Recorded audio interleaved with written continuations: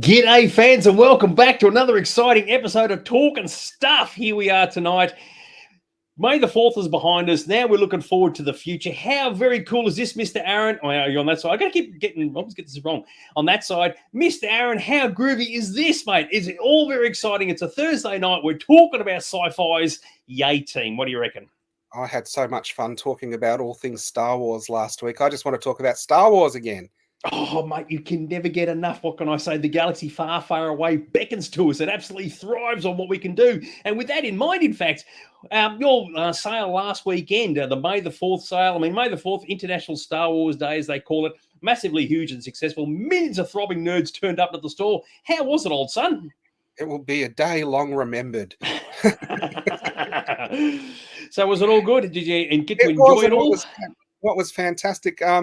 We saw a few people from this very page who support us. So there was Christy and Angelo and a couple of other people rocked up, which is always really special because, you know, we chat to you every week and we have a bit of interaction, but seeing people in person and catching up is always much better than catching up online, isn't it? Yeah, no, totally agree. I mean, it's kind of funny. I've heard the latest gag now. So you've got May the 4th be with you. You've suddenly now got Revenge of the 5th. And now you've got Revenge of the 6th. Because always two there are, no more, no less. And I thought, oh my God, that's just so obvious. I'm surprised no one thought of that like decades ago. So it's absolutely fantastic. So we got a whole bunch of people who have turned up, and Christy was the first one in. Evening all, absolutely awesome. Moneybags has joined us, and Greg King's joined us. And here we go. All the special people watch this. Oh, there you go. So how good is that? And here we go. Karan, I finally got the pronunciation right. Guys, had a great time on Saturday, buying comics, talking with Dags, and having a coffee with Dicko. Thanks again. Aaron, of course, didn't get a look in again, as always. So there you go. Hey, what do you reckon, Aaron? You just keep lucking out, mate. What's the deal? That's okay because I get to catch up with Sonny a couple of times a week anyway. So we've got to make special concessions for you every second week when you're around. Well, that is very, very true. Well, guess what, fans? We have got a lot to cover off. So with that in mind, let's just get straight into this.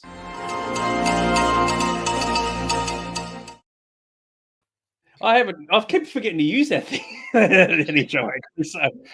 Because what we class as news can only loosely be described as news, right? So... Oh, no, actually, some of it is actually newsworthy, what I've got to say, too. So the funny thing, we're just sticking with Star Wars for a little bit here, which is kind of funny. Last weekend, and even I found this quite surprising, the cinemas, I don't know where they were, but there were cinemas around the place showing Star Wars movies, the 6 films, where I think it was the first 3, as in episodes 1 to 3 on Saturday and 4 to 6 on Sunday. And even in the store, we had all these people coming in saying, we're off to go and see the prequels because I was there on the Saturday. And apparently the rumor is that for good old Phantom Menace, right, which like 25 years ago, no one practically gave a rat's bum about after it got released, apparently scored in really, really well. I don't know if it's globally or just in Australia. Ticket sales were really, really successful. And even in the store, we had people coming in saying they were going to see Phantom Menace that day. So they named that film specifically. So I don't know what the actual numbers were, but apparently the theory going around is that whatever the worldwide gross that Phantom Menace had accumulated since 1999 has actually gone up a bit because of all the rescreenings. And isn't that interesting? Well, you've got to remember when the special editions came out, that was, 20 years after the original release of Star Wars, and they made hundreds of millions of dollars. And this is 20 years after the Phantom Menace. So it's long enough for the people who grew up with it as kids to want to see it in the cinema again. I mentioned last week, they did it 10 years, the 3D release, and it basically, I went, no one was in the cinema. So it really has had sort of a reevaluation from people who saw it when it came out and are now adults and probably taking their own kids to see it at the cinema. Yeah, it's kind of funny. It's almost like saying to people when the movie comes out and they walk out the cinema, oh, we hated it, we can't stand it. You say, don't worry about it. 25 years from now, it'll still be around and it'll still have an audience. Rusky Babe said, excuse me, his sister went to see them and Phantom Menace is back in the top 100 gross movies again. Isn't that interesting? So, but it was just, I found it interesting that people actually came in and said was specifically, like they mentioned Phantom Menace, did mention the other two. And I thought, you wouldn't have heard that at all from, say, 2024, 23, right back to almost like 2001. So it's kind of funny how, as you said, it's had a massive resurgence and good on it too, which is great. We even had a guy come into the store, an adult male, wearing this enormous Jar Jar Binks t-shirt. And I thought, dude, nobody would have worn that, from 2000 onwards. So all power to you, son. I couldn't believe it. What a classic. So Yeah, it is Yes. crazy. I don't know if you saw the news. There were a few, of course, news items on it during the week, May the 4th, and they did concentrate on someone's collection. Of course, what they showed the most was his Jar Jar bust. Not his Oh, boobs, really? his head, Uh, his head. Oh, yeah, as So, one does. Yes, exactly right. Well, you yeah, got to love those stalks on the eyes, don't you? Eyes on the stalks. yeah. But yeah, I reckon that's really, really cool, really, really groovy. Now, last week we had a big Star Wars show here, and one of the things that we were covering off was the posters. I think it was the original Star Wars posters that came out, like the very, very first ones, and we made reference to the 1976 WorldCon, World Science Mm. Fiction Convention, where Mark Hamill, Gary Kurtz, and even Phil Lippincott, I think it was, or made an appearance. Now, for those who are interested, this is covering off from last week. If you're interested in watching this interview, it is on YouTube. You need to type in Mid American 1976 Worldcon as it's written at the bottom there. Now, the camera barely moves, right? And it's just the three guys. And the funny thing is that Gary Kurtz does, Gary's in the middle, does most of the talking. Mark Hamill's microphone doesn't work. And Charles, I think it is at the end, gets to say a couple of things as well. And the fascinating thing about this particular video is, of course, the film hadn't come out yet. It was still in production. And Gary's trying to present it to the audience as to what it's all about. You never see the audience. You just hear them. It's all these questions. It's Q&A. And it's the kind of thing you watch that, take it in, and then think, okay, 1 year later when the movie came out, everything that the audience thought, oh, was rubbish and crap and whatever, complete turnaround.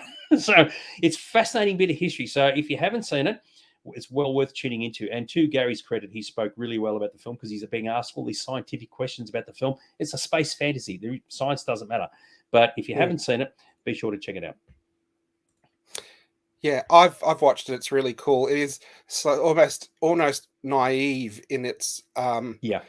expectations of of what's going to happen. They have no idea the madness that Star Wars is going to cause. It's really interesting that that exists and we can see it. Yeah, yeah, and the irony, of course, is that no one pretty much asked Mark anything because he was just the actor. He's just like a nobody. And as I said, his mic doesn't work to start with. And as I said, fast forward a year later, they'd all talk to him, wouldn't talk to Gary. So it's funny how the world turns. But yeah, And quite interesting. anyone who went to see Mark at that would probably have questions about Eight is Enough or the Happy Days episodes he was in or something. Partridge Family. He was in that too. I remember while I was watching Yeah, TV. he Oh my was. god, he's in the Partridge Family. So they're very, very cool. I love this one from Colin. Oh, you didn't think that Phantom Menace was that gross. Very, very good. Good stuff. So yes, anyway, that's that. So if you get a chance to check it out, do so. And I agree with you. It's good that it's online. Now, just a bit of promo for ourselves. We discussed this last week. We're just going to cover off. So next week, now we've moved it from Monday, which is my birthday. And I said, nah, I'm not talking about Docky Who on my bloody damn birthday. So we're going to move it to George Lucas's birthday. Actually, no, he's on the 14th. What did I say made the 11th for? Oh, hang on. I got the wrong day. That's today, isn't it? Hang on. I have to fix it. Oh, my God. That's just embarrassment. I can't fix it. Yeah. Next Oh, my God. Next Monday, the return of DNA reviews, where we're going to be looking at the new series of Doctor Who. And there's 2 episodes out of the gate on the first day. And Dags has twisted my arm, and we're going to look at both of them. How amazing is that? Awesome. So next Tuesday, which is the 14th of May, George Lucas's birthday. Absolutely magnificent. So yes, Greg is happy. Look at that Docky Who. Very good. I know I've kind of balls that one up, haven't I? So I just changed the day today, and obviously I made it the 11th because today's the 11th. What's today? Is today the 11th? Oh, yeah, it's in 2 days' time. Anyway, it doesn't matter. So it's Tuesday, next Tuesday, so not Monday. Monday's my birthday. I said, no, Docky Who. I'm going to do it on the Tuesday instead. So yes, very, very cool. Done. Make sure you tune in to see what we think of the show, especially Aaron, who'll be sitting there going the gush fest, and me, I'll be going, whatever. You never know. That it might be the other way around because who knows?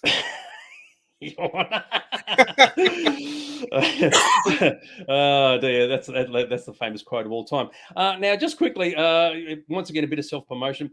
A couple of weeks ago, I made mention of the fact that this video got released. It was about the new Playmates thing that we did for the Retro Playmates videos, the third part that came out tomorrow morning. For those who are interested, the making of actually gets released. So for anybody who wants to see how the videos were actually made, it's on the Sci-Fi Zone YouTube channel, and it'll be probably put on Facebook and whatever else. But if you want to have a look to see how they're actually put together, that gets released tomorrow. So yeah, it should be pretty interesting stuff. Of all the figures that they released, because there were hundreds of them, why is 7 of 9 on there twice? Because I'll tell you what, because it's the blue version, which only got released in Australia, and the silver version, which got released overseas. So yeah, that's the reason why. There you go. Okay, that's a fun factoid right there. Yeah, so it's for people who would say, "Oh, what?" It's like, "Oh my god, the blue version," especially if you're in America, you'd be going, "Where was that?" And it just got released in UK and in Australia. It did not get released in America. So I once very, saw very a cool. blue. I once saw a blue movie with 7 of 9 on. It wasn't actually the actress. You freaking idiot. Oh, my goodness gracious me. Yes, very, very good. Yes, awesome new Docky Who. Yes, indeedy, doody, dotty. Now, this is something you wanted to bring up, which is apparently a bit of a big deal. And a complete about face to what we've been experiencing in recent times.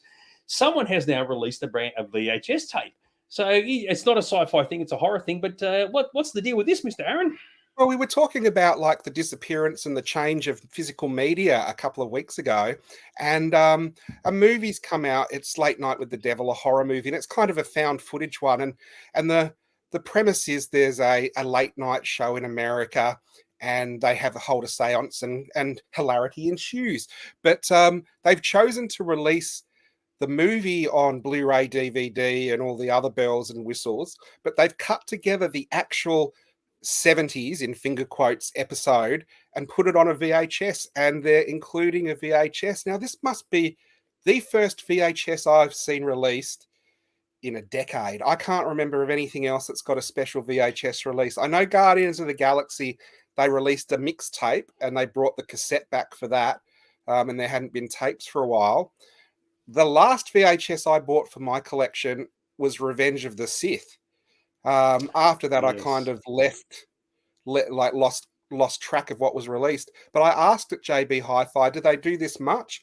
And they said they've released DVDs in VHS clamshells for nostalgia, but they couldn't even remember the last time a VHS came through. So if you are a bit of a media junkie, I know Kelvin and his brother collect some of this stuff. It's on pre-order. It's $130, which is a lot for like a VHS tape. But it could be one of those things that's very cool. Maybe the last VHS that's ever released. So it's a 2024 VHS tape with the price of a 1983 VHS tape because they cost a There, fortune when they come out. there I can't love be this quote. many. Go on. Sorry, there can't be many facilities that can actually run off VHS anymore. Yeah, that's a good point. I'm just going to get this quote out because it's an absolute ripper from Rusky Babes. VHS. Now that's a name I've not heard in a long time. Look, I totally agree with you. The manufacturing process to actually make these things in the first place, they'd almost have to dig this stuff out of the ground. And the irony is, of course, how many people are going to go, "Oh my god, I bought this entire set. I've got this videotape. I need a VCR. Where can I get one of those?" And there's Well, I suddenly going do to massive run of videotapes. Yeah, I do think Machines. it'll be one of those things that's bought as a collectible and maybe never even watched by the majority of people who buy it. But it is an interesting thing that a VHS has come back. Look, I totally agree with you, and I don't understand the rationale. I mean, someone somewhere. Remember, I think we discussed last week about merchandising and saying, okay, what would you merchandise? You'd merchandise this, merchandise that. Someone has clearly said, yes, let's go to all the effort and the cost to manufacture a videotape for this thing. For, as you said, most people won't play it. Most people probably can't play it. Most people don't even have VCRs anymore, and it's more of a curiosity. So the thought that so much effort went into that in the first place, all power to them. Good on them, and no doubt someone somewhere is going to be watching how it all goes and go, well, maybe there's something in that, and we can actually release the odd video from time to time, knowing fully well that they won't be watched. But I agree with you. I think Revenge of the Sith was the last one that I can remember anyway. So Well, unbelievable. Kelvin and William are here. Maybe their combined expertise. What was the last VHS that was released? I know they collect a bit of physical media. Work on that while we go on to talk about other things.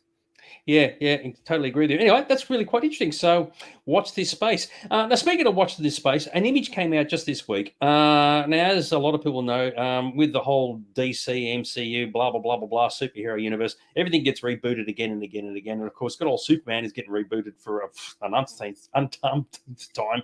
James Gunn has got it. And apparently, this image came out, which is meant to be from the new reboot. I'm not entirely sure what the deal is. Is he taking his boots off or putting them on? And why is he putting them on? What did you make of all this, dude? It's just the one image that's just come out regarding Superman again. I was more interested in Starkiller Base destroying Earth in the background, but yeah, it is interesting. I think they've obviously released it because I think they want to reassure fans that they're going with the iconic original costume of Superman that everyone sort of knows and loves, with the red boots and the yellow S and the red cape. I think it's a good image. It's not like a really hero image of Superman, but I think it's a reassuring image for fans, and it's a good teaser because it's got everyone talking about it as well. Well, the funny thing is, the last time I can recall a show series, and this is what sprung to mind for me, where you see a dude putting his boots on, was actually in Star Trek, the original series, where Captain Kirk did the funky chicken with some alien woman, and they just cut to where he puts his boot on, and that was enough to suggest that he'd been, in the nutty doing his bizzo. So maybe you with Superman, just off frame to the left, is like Wonder Woman or somebody else. So, or Lois Lane. Video, so yes. In that video I was talking about earlier, 7 of 9 takes her boots off. Look, I don't know what the deal is, but I mean, it's not exactly the same suit. It does looks like he's still got the red trunks and all the rest of it. Good on him for doing it. No, you are right. One picture is worth 1,000 words. And what is the deal with the thing in the background? I don't know. But anyway, that's what's come out at the moment. I mean, time will tell as to whether a Superman reboot was a good idea or a bad idea, or even necessary, but I'm sure we'll cross those. Well, look, the thing I think of, go the galoshes. I love it. Yeah. Oh dear. Yeah, I think it's one of those things. Sorry. Yeah, go ahead. Sorry, get the curl right. No, because the curl, he's got the curl in the corner there, not in the middle. Sorry, dude, I keep cutting you off. Go for it. I think it's one of those things where sometimes we're a bit precious about reboots. If you're a James Bond fan, you know every decade there's going to be a new actor playing Bond and a reboot. It's just because comic books have only really sort of just been taken seriously the last decade, where we get multiple Spider-Mans and multiple other characters as actors are in the role long enough to come and go. I think it's just one of those things everyone will get used to. And you know what? We're the generation that say we love Christopher Reeve. There'll be a generation that grew up with Henry Cavill, and there'll be a generation that loves the new Superman. Yeah, I totally agree with you, but they just seem to be doing them that quickly. Like in the past 10 years, this will be like number 3 or thereabouts. Shane has said the costume looks very rustic. It looks like he's been in battle or maybe been fighting Starkiller Base, as you said. So I don't know, but it's an interesting sort of image. I like it when Captain Kirk does that. Do you think I'm putting the Star Trek action music? They do the whole thing with it, like when the ship gets hit and they all got to rock side to side on the bridge. I'm sure Russell used to recreate the scene with these Mego toys taking the boots off them.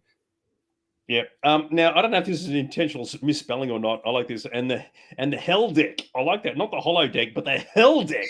Oh God, raising a storm in the hell deck. Hell deck is the holodeck on the event horizon. Absolutely love it. Anyway, so that's Superman. So we'll keep an eye on that. Another thing that sort of copped out this week as well. Now we talked about this a couple of weeks ago. Was Megalopolis for Francis Ford Coppola. Okay, it gets released in some form of a screening at Cannes in a couple of weeks' time, which I thought was interesting. A trailer did come out. It was not even a trailer. It's got first shot images. Very unusual. I mean, I assumed you watched this. It's bizarre. Did you see the just this scene they showed? Yeah, I did. I watched it. I took some pictures of it from here. So for those who don't know, go on. You want to say something? I was just going to say, I thought I was waiting for the trailer after I watched the scene they released. I just thought it was a bizarre choice does not inspire me wanting to go and see the movie at all. It was a really weird choice. So for those who haven't seen it, so Adam Driver, his character Caesar, comes out of this thing up here. He's about to tip off the edge of this building and just stops in midair. Right, and he stands back up, and he somehow freezes time down the bottom with all the cars and all the rest of it. So very unusual, and it's actually that was it. There was no trailer, no action music, blah blah blah blah blah. So, but yeah, well, that's what we got. So interesting. I'll tell you something, Dad. I'll tell you something. If they had said this is the trailer to the new Star Wars movie, and they played that, I could believe that was the trailer of the new Star Wars movie.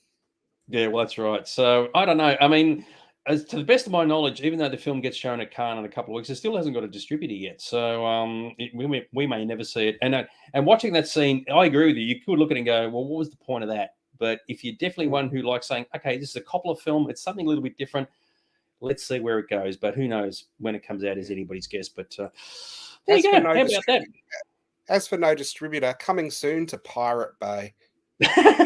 You never know. Someone's in car with a video camera like in the old days. You go, oh my god! As soon as I once watched a pirated movie of cats and dogs, right? And I'm thinking, what's this extra laughing I'm hearing in the audio track? And it turns out it was the audience members laughing their heads off like a couple of kids, and the video camera's picking up the sound. They must be going, "Shut up! You're ruining the movie." He didn't actually freeze in the trailer and stop the cars. That way was where the pirater hit the pause button. No, yeah, exactly right. So anyway, watch this space. We'll see where that ends up. So very, very cool.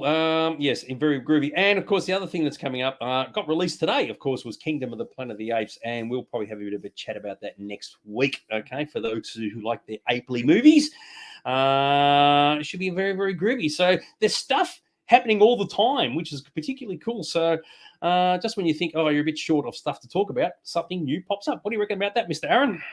Well, yeah, I think I'll try and see Planet of the Apes this week because I do like it. The one I'm looking forward to is probably Kelvin, son of Melvin, son of Alvin of the Planet of the Apes. I'm really crossing my fingers for that one. Is the next one in the series.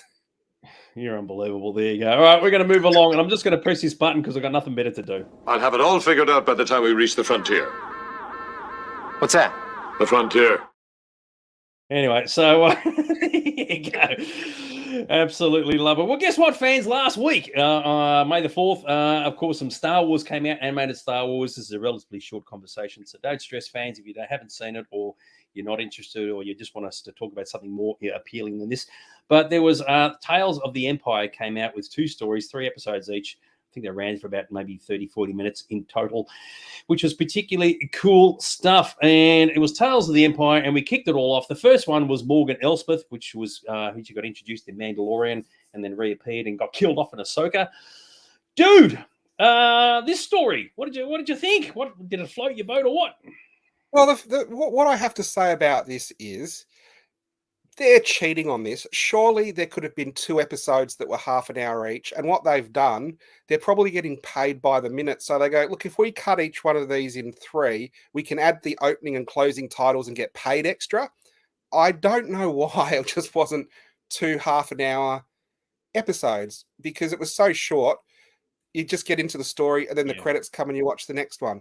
That said, loved both of them for different reasons. I like it when they flesh out different areas of the Star Wars universe, but it isn't sort of, over the top or flashy. It's just like for me, it's just little stories that fill in areas of background. So when you watch The Mandalorian next time, you kind of know what led into that. So if you like that kind of thing with character development, I thought it was really good. Whether you like the stories or not, or whether they fit with what you had in your head, I guess that's up to everyone individually.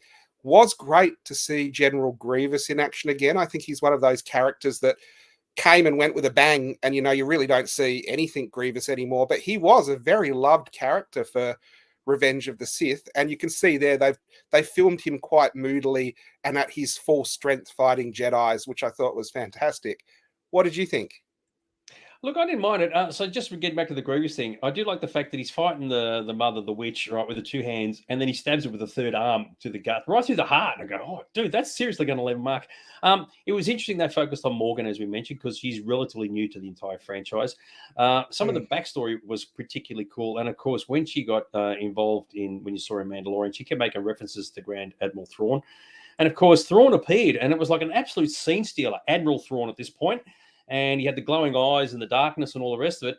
And the scene just between him and her was fantastic about what he's trying to do with the Empire versus other Imperials. So there were some really, really good dialogue pieces in this particular episode, which worked out quite well. When you look at, say, Morgan's backstory as a Dathomir witch and what happens with her, you can kind of go, yeah, okay, I'll pass on that. And, of course, you get to see her, I think it's post Return of the Jedi when she's what she's doing. She's doing her thing. I've just got a complete blank. But that's what this sequence here, and it leads almost directly into effectively what you would say is the Jedi episode of Mandalorian, which was particularly cool. And it turns out she's actually one of the designers of the TIE Defender, which I thought was actually very, very groovy. So there's some really, really subtle details there because she's into shipbuilding getting all of the profits and all the rest of it. So, so her actual journey was quite good, and of course, we know how it finishes in Ahsoka. Yeah, got her fingers in a lot of pies, and it's sort of, as you said, it leads into the Mandalorian, and the Thrawn stuff leads into Ahsoka, and so I thought it's like the Tales of the Jedi. You can take them or leave them; they aren't essential to watch. But compared to some of the Disney stuff, it was easy to watch, and I liked it. It's a good way to spend, an hour if you want to binge watch all these little cartoons. yeah. So just I was just reading my notes here. So apparently, it's set just before Rebels, because Rook, who's the assassin dude who tries to kill her, he gets killed in Rebels. So it's got to be set before Rebels. And of course, we got to see Palin, of course, who's linked in with Thrawn as well, which is cool. And for those who are wondering at the end with the comlink, whose voice it was on the comlink, someone checked it with subtitles. And it's actually Bo Katan, believe it or not, who's on the comlink. So I thought, oh, that's interesting. So, There you go. but yes, it was a good story. So, yeah, very, very groovy. So that was kind of cool. It kind of works. If you're not interested in that part of history, then you can just bypass it. But I guess the next one that sort of came up was the Barriss Offee story, which we haven't sort of seen Barriss since the Clone Wars series, where she was being arrested for blowing up the Jedi Temple. How did this work for you, old son? I preferred this story to the first one. I thought they were both good. It's interesting because it's another one of those characters. You don't need to revisit this character, but I thought this was a particularly good and well thought out story. And the reason I liked it, and this is spoilers, I guess, for anyone who hasn't watched it, Barriss Offee, we know, went bad as a Jedi because she didn't like how the Jedi operated. And then I think it was a really good character development that when she, was willingly going over and working with the Inquisitors, she worked out that wasn't great either. And a lot of the characters who become Inquisitors fall to the dark side, and that's it, they're lost. But I did think it was really good that it mirrored her character has an independence from these sects that she joins. And when she worked out that the Sith or the Inquisitors were worse than the Jedi, she actually had the strength of character to stand up and go, no, I don't like this either. And I did think that was a really good character arc for her. And maybe it means that she will be coming back in the future as well. I think they've brought her back because they might have plans for her. What did you think of her little story? I really like the start of it because you just see exactly what happens after she's been arrested, and she sees the Jedi Temple burning in the distance, and she gets brought in to become an Inquisitor. I mean, a lot of that was really fast tracked. So we got the Grand Inquisitor, the Grand Inky came back, which was particularly cool. And part of her training, you got to see the Fortress Inquisitoria still being constructed, which was rather groovy. And you are right, you get to see how she sort of deals with the bad side, the good side, and back to the bad side. And there's all these things going on, all these machinations that are occurring. And of course, there's a long period of time that we sort of see where she's traveling. But look, it worked for me. I thought it was good. It was enjoyable. I mean, the first episode was really groovy because you had everybody in it, right? You even had bloody Darth Vader makes an appearance. You see that in the trailer, so it's not a spoiler. And you're thinking, where's this going? This is really, really cool. And then it gets all a little bit like character driven straight after that. And you are right.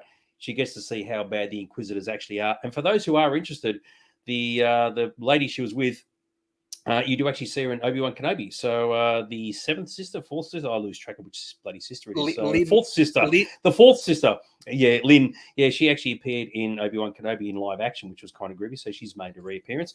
And some really good stuff there. The last episode is very different, right? So you are right. She's gone through the whole history of being a bad person, done all these horrible things, and redeemed herself. Star Wars is about redemption. That may work for some people, may not work for others. And no matter what, she's still guilty of war crimes by blowing up the Jedi Temple. So nothing changes there. Well, so, yeah. I did think it was particularly well written. Some of the lines, I think, are classics where you had her saying, "Fear is my ally."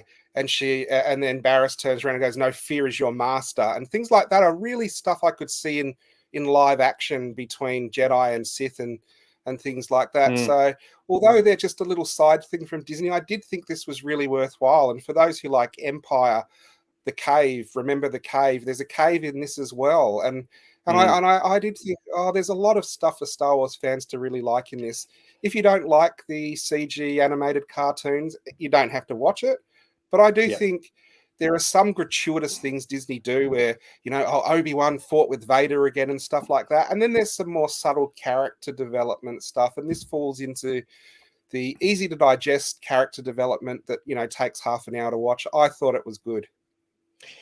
Yeah, so there we some people who go, I'd rather Barriss Ivy turn to the dark side and stay with the dark side. She becomes an inquisitor. Be good if she stayed like Lynn, but she doesn't. She ends up being a goodie, if you will. So if that's and Star Wars has always been about that, so which is fine. So it's not a problem. Okay, Karan's got a stupid question because I'm not a geek, even though you're joining us tonight. Makes you a geek. Do these stories have any Easter eggs in them?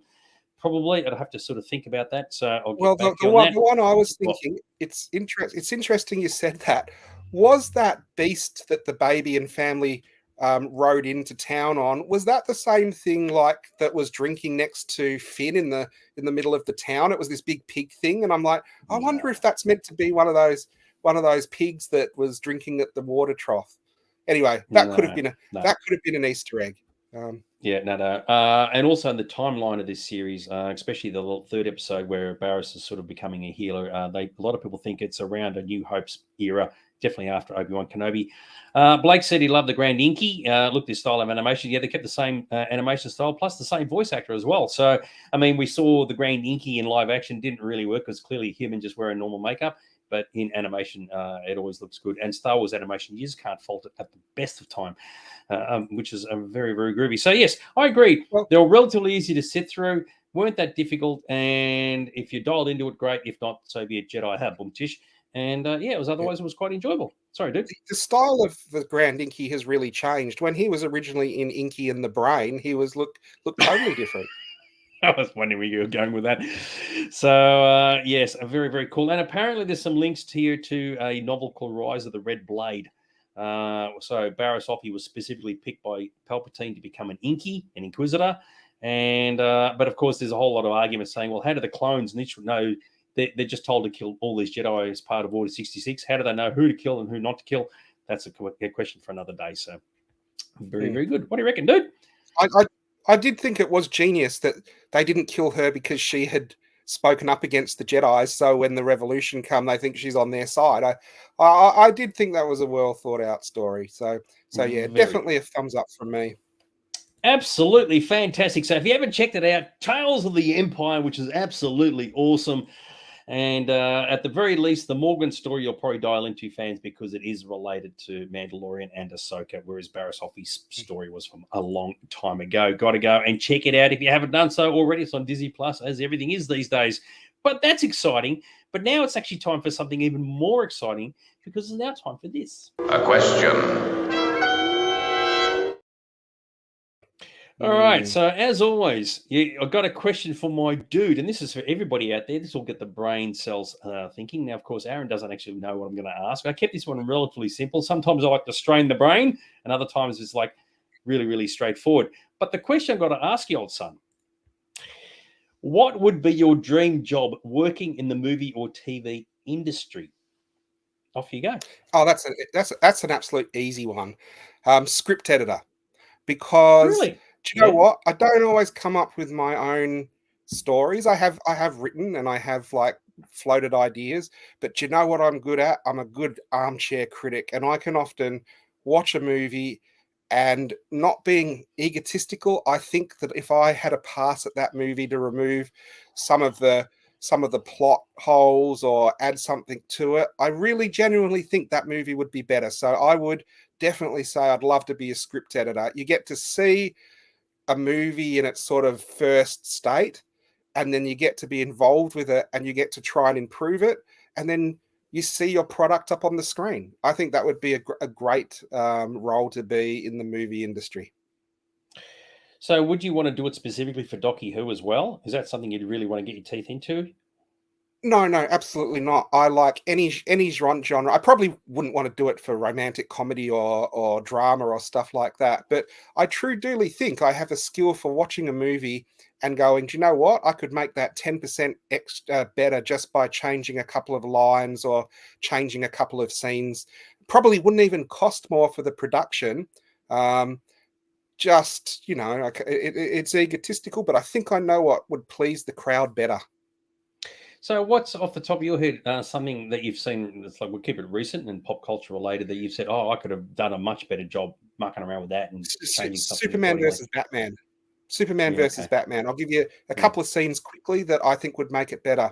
Superman: The Quest for Peace is a crap piece of Yes. turd of a movie, but there's one great scene in it. It's where Superman walks into the UN and gives a speech and says, no one here will do it, so I'm going to disarm the world. And I do remember that was a great scene.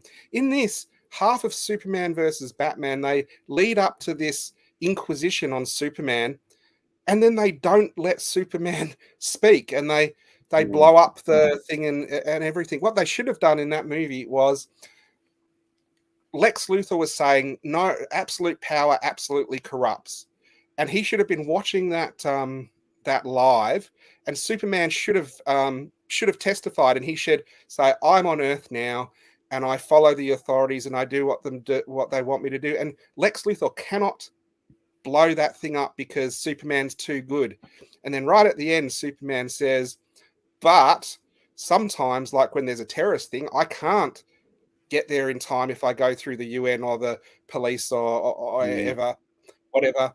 And so that's when I just don't listen to anyone and I go in, and then Lex Luthor has motivation for blowing up the conference and everything. The other thing in that movie, which I think would have been a fantastic ending, and they set it up in the movie. The young version of Lex Luthor, who no one really liked, actually says during the movie, I'm not the head of the company. Lex is my father. He put his name on the company. So he's not Lex Luthor. His father is Lex Luthor. And I think at the end, you see him in prison and his hair's being shaved because he's a prisoner. And you see him being watched on a monitor. And the monitor should have pulled back, and you had either Gene Hackman or Kevin Spacey saying, if you want something done, you've got to do it yourself. And he's still pulling all the strings, the real Lex Luthor. And he hasn't been running the company because he's running for President of Earth, which is a big Superman, or President of America, big Superman thing in the comics. And what's he running on? Well, now that we've got aliens, he's building a space wall to keep the aliens out. And you sort of do a parallel with what's happening with Trump in America. So they're two of my improvements for Superman. What do you think? You got Thumbs up? yeah, it seems to work. I was going to say, so you got the ideas. Do you think you can actually physically, not saying you should, but could you actually physically write the dialogue, the actual screenplay part, or was it just the ideas and you give it to somebody else to flesh out? Yeah, absolutely. No, I would be able to write it for sure. I improve dialogue in my head as I go along as well. There's some really bad dialogue in that movie. I haven't watched it for a while, and you've put me on the spot, but there's a part in that where Lex is saying to Lois about not being smart or something, and there's no comeback to it. He's talking about the superior intellect or something, and then he goes and creates Doomsday. And there should have been a scene there where, he cuts his hand and puts like it in and creates Doomsday, and then Doomsday doesn't obey him, and Lois could have come back then and put him down in the same way that he was putting her down. It's like it was a setup that was never paid off. I don't know if that's because. Sorry. Yep. I just don't know if that was because that movie went through so much development hell. It was there and it got taken out. But yeah, I do think, that would be my niche in the film or TV industry would be script editor. Okay. So do you get frustrated by watching these things going, oh my God? I do sometimes go, oh, what could have been? And the worst is when halfway through a movie, I know what's going to happen, and then what happens isn't as good as the movie ending that's in my head. What a shame you have never been able to make that actually occur in real life. William has said SPFX is where I'd work. A lot of people got into visual effects actually because of the movies. They watch the films and go, how did that get done? And they end up joining the visual effects industry. A lot of people are into, especially young people, digital effects now. I've got friends of mine who got in professionally into digital effects just because they love the movies and put their applications. And as it turned out in Australia, visual effects houses were opening up, both here and in Queensland. And their careers have really gone from strength to strength, which is particularly cool. So, yeah. We're quite lucky if you're in Australia now, especially, and New Zealand, which is a stone's throw away with Weta. I have to say, when I was in high school, I did say to my career advisor, I want to be in the movie industry. And they basically turned around and said to me, You can't in Australia. You would have to move to America to be successful in that, because I was just on the cusp of all this stuff happening on the Gold Coast and the different studios around Australia. So it is one of those things. I think there's a lot more opportunity if you wanted to be, especially in visual effects, in Australia now than you could have been, 30 years ago than when I was leaving school. Yeah, I had a mate of mine who actually, in the early 2000s, they were looking for visual effects artists for George of the Jungle 2 in Queensland. And he went up to Queensland. It was his first professional gig. And once that occurred, there's word come out that in Weta in New Zealand, they need all these people to work on Lord of the Rings. So he was a single dude, applied, flew to New Zealand. Sure enough, ended up working on all the big movies that Weta worked on in the 2010s and in the teens and whatever else. And his career just went from strength to strength. All started with George of the Jungle 2.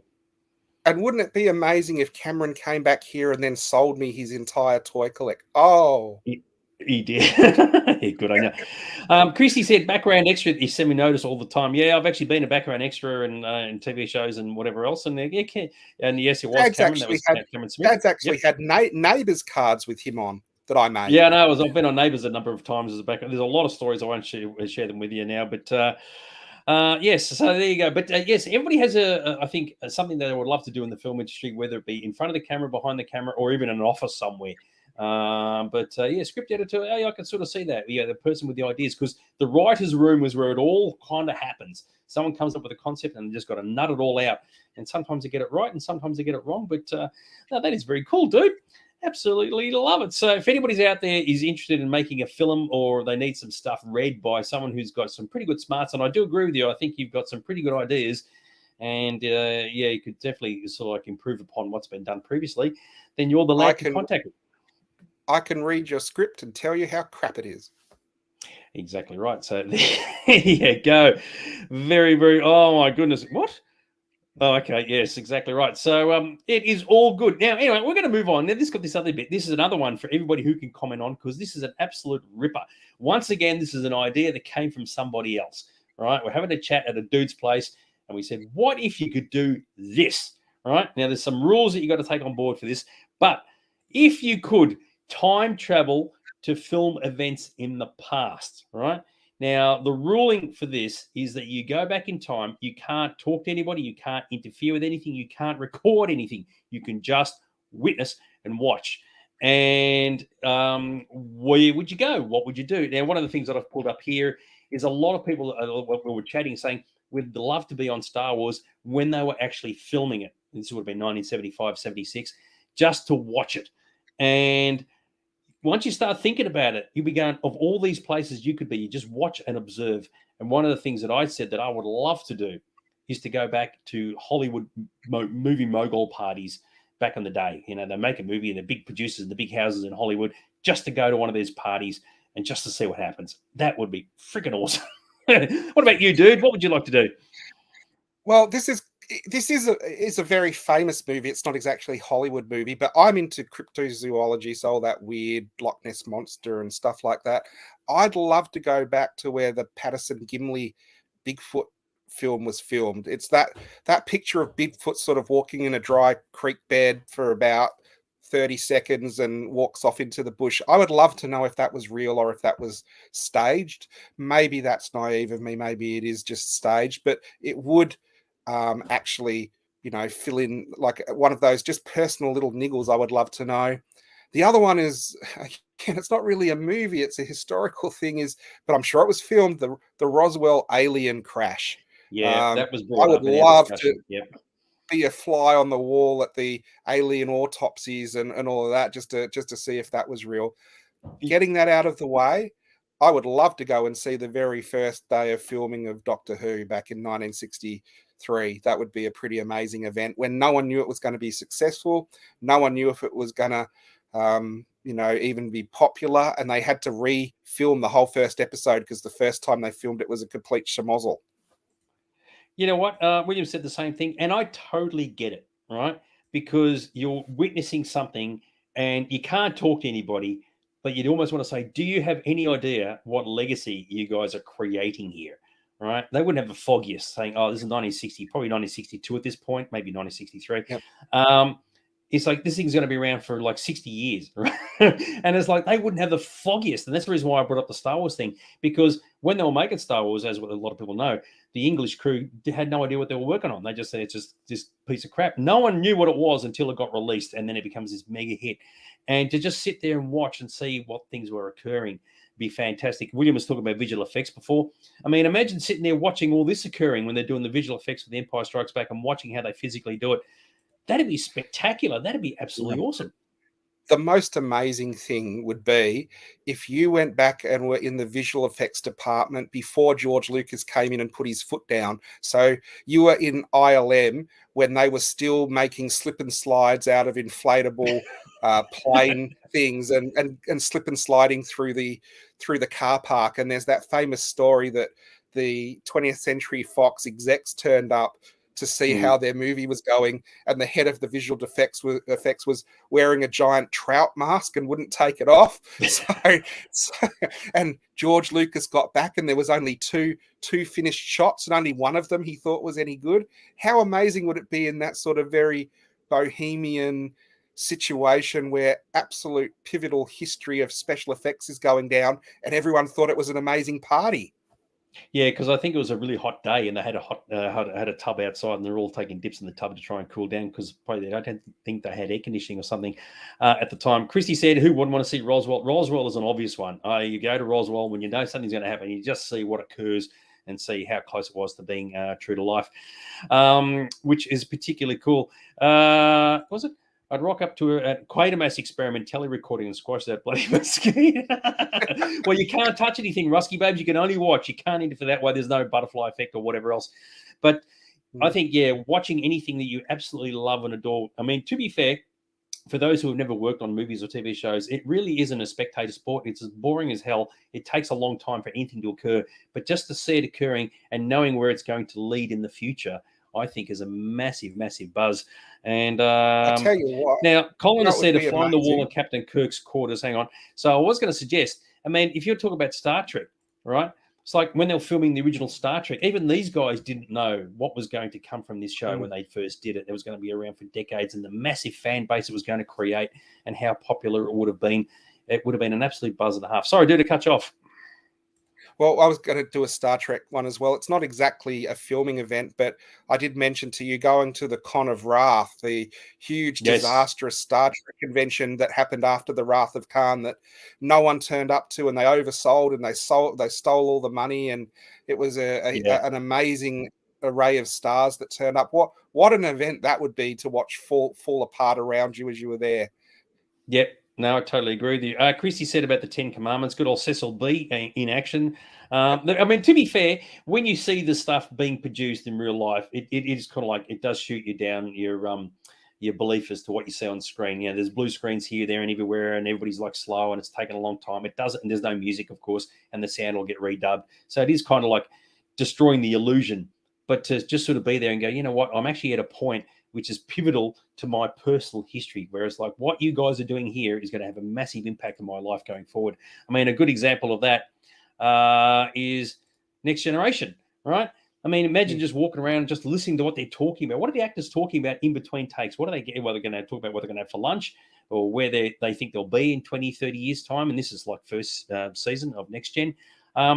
You just want to just like say, do you guys know where this is going to end up? And I reckon it's a real spin. And if you put your minds to it, everybody, you'll think of all these things. There you go. Oh, that would be awesome. Someone said it like we were having our conversation at Spanker's place. We're saying, imagine being on the set of Forbidden Planet, right? Where you got the background thing and you got the ship and you got the robot and whatever else. I was like, that would be an absolute spin. Seen that in real life. Well, imagine being on the set of Lost in Space and watching Jonathan Harris just ad-libbing insults to the robot. The other thing is seeing missing media that doesn't exist anymore. I mean, there's Doctor Who, but there's a whole lot of other stuff that doesn't exist that would be really cool to see before it was destroyed. Yeah, you could actually go back and watch a television series of when these things first aired, right? You wouldn't be able to take a copy of it, but at least you get to see it. And that would be very groovy. Where we Joe has mentioned Day of the Triffids. That's the watch it being filmed and made and created, seeing how the Triffids actually occur in real life. Yes, of course. the dinner scene for Alien, and that'd be fantastic. So for those who don't know, when the chestbuster comes out of John Hurt's chest, Veronica Cartwright wasn't told what was going to happen, so her reaction when the blood pisses out everywhere over her face is all for real, and just to witness that occurring. Yeah, she actually slipped on the blood, which was not scripted, and she stayed in character, and it stayed in the movie. Yeah, I mean, things like that would be awesome to see how it all came together. Imagine being on the set. Actually, this is what I'd said. I'd love to go onto the set of the 66 Batman movie TV series in the Batcave. I mean, that'd be awesome. You can't touch anything, but just like, this is really cool. As a kid, I really dialed into this. It'd be absolutely awesome. Yeah. So one of the things that I saw, now this is an example of that, is imagine listening to the conversation these guys are having. The dinner parties and whatever these, like George Lucas, Steven Spielberg, whenever they get together for a barbecue or a hangout at whoever's house, can you imagine just what these guys would talk about? Just general chit chat. Whenever they say, I'm thinking about making a movie of this, it would actually become reality. And to actually listen in to those conversations to see what they would just chat about. I mean, these guys are ruling the cinematic universe in terms of blockbusters and the billions of dollars they're bringing into Hollywood. And it's like, well, what do those guys talk about when it's just the two of them or the three of them? If you can just imagine Spielberg would be on the grill on the Barbie, and he wouldn't be cooking fast enough, so Lucas would be yelling faster and more intense. More intensity. You call that a sausage? Absolutely. I think it's astounding, and I think like the dinner parties. Imagine they say, "Oh, we're just going to have a few dudes over, right?" So you got Spielberg is there, Lucas is there, Martin Scorsese's there, freaking Coppola's there. What do they talk about? What do they? I mean, when we talk, when the guys get together, we talk nerdy shit, right? We talk about bloody movies, TV shows, but these are the guys who actually physically make that stuff. Francis could have said, "I'm making this movie called Megalopolis like 30 years from now." How freaking grouse would that be? Yeah, there is a whole lot of things in popular culture, and the great thing about that, everyone would come up with something different depending on what their particular favorite. I mean, there's a whole lot of Disney stuff. We're not talking Star Wars Disney. We're talking back in the 60s and 70s that I'd love to see. Imagine it's not like as beloved, but imagine being on the set of Tron or Black Hole or something like that and watching the practical effects and seeing all the props and stuff like that's basically all gone now because they destroyed it all. It'd be amazing to just witness that history. Yeah, and this is one picture you sent through. You'd love to have been around when these guys were doing this, right? Before the movie. Can you imagine before they couldn't walk down a street, when they were still doing Star Wars conventions, and giving autographs for free for anyone who came up and wanted to talk to them? That would be, absolutely amazing to be able to go back to conventions. There's a lot of conventions where you hear convention stories. I'd love to go and see that happening live. Look, I totally agree with you. This one I give Rusky Babes when Millet was making Trip to the Moon, right? The first science fiction film ever made, and watching it all occurring now. I know Russell is really, really big into silent film, and I've made a video about the history of Trip to the Moon, and it's kind of gone long and forgotten, but 1902, I think it was. But to see it being put together, and even though it would look rather comical by today's standards, just to say, well, this is where it's starting, and it's like 120 years from now, it'll still be remembered. And I reckon that's really cool. Will, good to see Will's joining us, has said the same thing about Metropolis, right? Yeah. I mean, who wouldn't want to be there when in the robot scene? So Bridget Helm actually wore the robot suit in real life. Yeah. And just, I mean, you wouldn't see the visual effects occurring on camera, but just to notice that scene and go, you know what, this is an iconic moment in sci-fi movie history, which is really groovy. Yeah, there's a lot of things. Imagine watching the special effects being filmed for the Indiana Jones head meltings or stuff like that. Yep, totally agree. Will's also mentioned about 2001: A Space Odyssey. I think a lot of people would want to see that, actually. To say, imagine being on the rotating set and all that. Yeah, I've got a good one. Imagine being in the sound booth with George Lucas, where John Williams plays the Star Wars theme for the first time with a live orchestra. Where everything was going bad, and that was the first thing that went right. Imagine it's never ever been performed for anyone before, and he taps, and then they start. Chills are going through me just thinking about that. That is an awesome one, dude. It's like, hey George, this is what I kind of whipped up for you. See if you like it. Oh, dude. I mean, I agree with you. I mean, like, so for people out there, pick your favorite movies. They can be pop culture or not, but let's assume it's pop culture. And you say, okay, I want to be in the audition sessions and I want to see how people audition. And the writer's room when they're throwing out ideas, and you go, oh, as soon as someone says, oh, no, get him to say, no, I'm your father. Dude, that is like, you have no idea how much of a big deal, that is. And it would be absolutely spectacular. I mean, of course, the worst part is you couldn't record it. You couldn't take mementos from it. You just get to witness it and see it. And, of course, this goes right back to the whole history of cinema. And when you put your mind to it, I mean, sure, I agree with this. Historical things, yeah, who shot JR and Birth of Christ and blah, blah, blah, blah, blah. But in terms of, it's like cinema, both TV and movies, there's a lot of things you go, you know what, if only I was there to see that, just to see what really happened. And I reckon that is actually really, really groovy. So, absolutely love it. What do you reckon, dude? Yes. Yeah, like, and the good thing about that, truly everyone has a favorite soft spot for some movie or some TV show. So it's going to be different for a lot of people. Some of the interesting stuff coming up, like from Errol Flynn to Game of Thrones and a whole lot of different stuff. Opening day at Disneyland would be pretty amazing too. I think with Close Encounters of the Third Kind, it's probably the filming of the ship at the end. But an interesting one would be the landing scene, because all the aliens were actually young girls in the suits, and it probably looked really shit, in real life. And they put all the smoke in that film, and you go, man, that looks crap. When you just look at it with naked eyes, you look at it through film, they color grade it, whatever, and you go, oh my god, that looks spectacular. Put the music in. But yeah, I think if you're a fan of anything in particular, just chuck this one in quickly. The first time you see Prowse put on the Darth Vader suit, or Jeremy Bullock walks out in the Boba Fett suit, you'd be just going, losing your brain. Sorry, dude, go for it. I'll tell you where I would be every night if I could do that. I would be sitting in the back of the director's or the editor's suite, where they show first cuts of movies before they get cut down. Imagine watching the production cut of Star Wars or Alien, where it goes for 4 hours long and they have to trim it down. Imagine all the extra scenes, and imagine being able to see an editor do their work, where you see this massive 4 or 5 hour version. Imagine seeing the assembly cut of Dune before they cut the Dune movie down. Like, seeing that. Oh my god!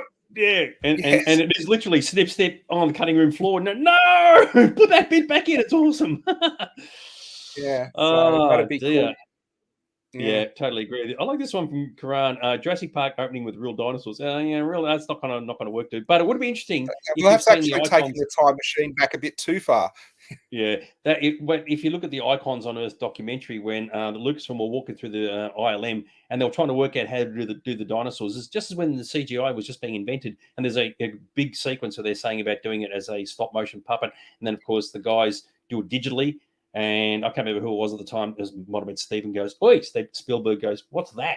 And it turns out it's the digital version. Just seen it as the birth of the CGI industry, effectively. Sort of like, and it took off after that. So, it didn't. The guy that invented Go Motion, was that Murren?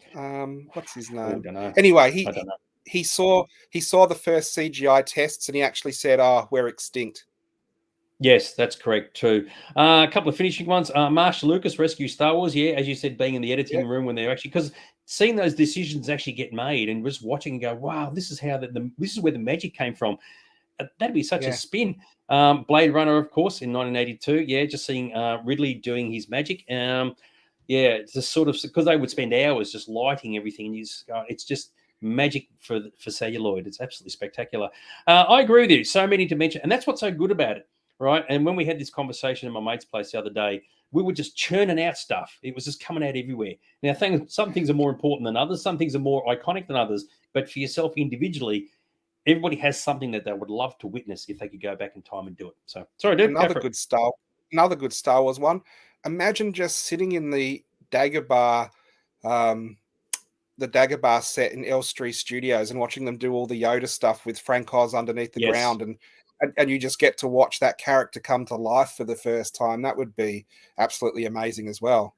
Well, that's quite significant, because when they first did the Yoda, they didn't know if it was going to work, and it had to work. And of course, it was just a puppet. It wouldn't have looked anything like it did once the time they put the filming in, the voice and the music in the background or whatever. There was a huge amount of risk associated with that. To see that all get developed would have been interesting. And Colin has made a mention about like you said, the Star Wars theme. Do the same thing with the Superman theme. So Yeah, it is Yeah. a very, very good stuff. And just to cap it all off, there's one thing a lot of people would love to see: visual effects, not just Star Wars, but anybody. If you're a fan of any sci-fi movie or TV show, just seeing how they put these things together, and to say, yeah, that's going to be with me for the rest of my days. Sorry, dude, anything you want to say? Yeah. No, that's fantastic. I have seen this talked about with what would be the greatest concert you'd ever go to, but never what would be the greatest, filmic event to go to. So I think this was a good discussion tonight. I really enjoyed it. Yeah, and it can be a lot longer. Once you get people together, the stuff just comes out, especially when someone says, I'd love to see this. And you go, I hadn't thought of that. That is freaking awesome. With that in mind, it's a time for us to nick off. So I hope you've enjoyed our little natter here this evening. Absolutely fantastic. As always, don't forget, if you haven't done so already, be sure to check out the Sci-Fi Zone socials. I did realize I've been posting the wrong YouTube link for a while now. So if you go to YouTube, you've got to type in Sci-Fi Zone as one word. If you type it in as the normal word, it won't come up. So Right. Sci-Fi Zone is one word. And that's because there's stuff coming out all the time, including the making of the Playmates documentary tomorrow. And Mr. Aaron, you got your store, of course. No. Yep. So I'm processing a massive deceased estate at the moment. Tons and tons of new stuff going in. We put some of the comics that we processed for the free comic book day down into the shop now. So there's thousands of new comics in the shop. And as always, it's a complete circus. And Chad's the clown and I'm the juggler. So come in and see us, have a chat, and buy something to support us too. Absolutely fantastic. And with that in mind, we're going to buzz off for this evening. We'll see you all next week for more talking about sci-fi stuff. In the interim, think of all these places you'd love to see if you could time travel back. Be very, very cool. All right. Until then, we'll see you then next week. Okay. Bye for now. Bye. See you.